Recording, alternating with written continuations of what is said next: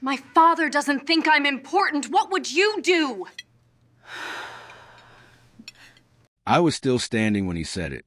That was my first mistake. The air hadn't finished moving yet.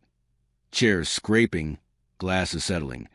When my father's voice cut through the room like a blade that knew exactly where to land. You weren't important enough to be invited to your sister's wedding. 30 people. No coughs. No gasps. Just a hum of the lights, and my pulse crawling into my ears. Something inside me fractured, not loudly, but cleanly, like glass splitting along a line that had been waiting for pressure. I didn't sit. I didn't speak. I breathed, and that's when I noticed their smiles weren't shocked. They were rehearsed. No one met my eyes. Not my aunt. Not my cousin. Not the friend who once slept on my couch when he lost everything. They stared at their plates, their hands, the tablecloth, as if shame were contagious, and I might infect them. My father folded his arms, calm, satisfied. He thought the silence belonged to him. I scanned the room slowly, memorizing faces. Who swallowed hard? Who shifted in their seat? Who couldn't hide the twitch in their jaw? One woman pressed her lips until they turned white. Another man reached for his drink and missed. Someone knew. That's when the weight settled. Not grief, not embarrassment. Confirmation. He hadn't always been like this. That's the lie we tell to soften betrayal. He used to teach me to tie knots, to balance a checkbook, to believe loyalty was the only currency that never devalued. I believed him because I needed to. Then came the shifts. Missed calls. Short replies. Busy stretched thin across months. I vanished from decisions, then conversations, then memories. Family events happened without me.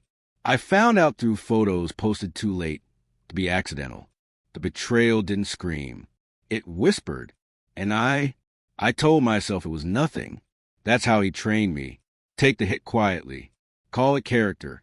But the numbers didn't lie. Accounts I managed, passwords changed. Documents I drafted, deleted. Meetings I was meant for, held without me. So I stopped reacting. I started listening. And I learned the truth. My absence was an accident. It was profitable. I went silent. I archived emails. Screen-recorded calls. Took photos of documents before they were updated. I memorized timelines. Who spoke to whom? Who benefited? Who stayed quiet? I didn't rage. I didn't plead. I prepared. Revenge doesn't need noise. It needs accuracy. I let my father believe I was broken, that I'd accepted my place outside the circle. He mistook my restraint for weakness. That was his second mistake.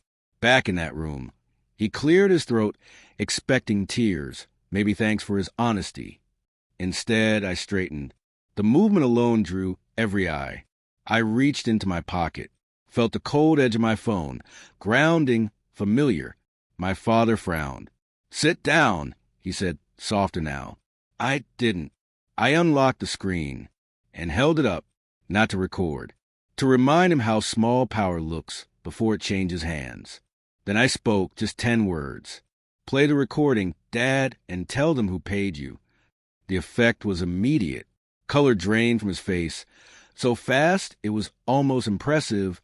His mouth open, then closed, like a man trying to breathe underwater. Someone laughed nervously.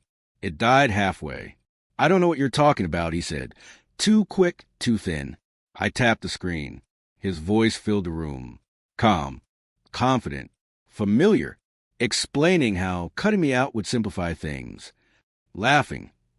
No one will question it. Mentioning the amount. Naming names. 30 people. This time, no silence. Chairs screeched. Whispers erupted. A glass shattered behind me. I watched my father shrink, not in posture, but in certainty. The man who always stood taller than consequence was suddenly searching for exits that didn't exist. That was a payoff. I didn't raise my voice. I didn't insult him. I just let the truth breathe. Questions came fast. Accusations faster. Alliances fractured under the weight of exposure. I stayed still. Control looks like calm while the room burns. When he finally looked at me, really looked, his eyes were wet, not with regret, with fear. And for the first time in his life, he understood what it felt like to be uninvited. I walked out before they finished arguing. Justice doesn't need witnesses. After it's delivered, outside the air felt lighter, sharper, honest. I wasn't angry anymore. Anger is loud. I was finished. They thought silence meant you accepted your place, but you're just gathering proof.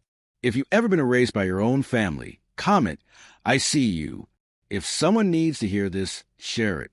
Subscribe. The next truth is already recorded.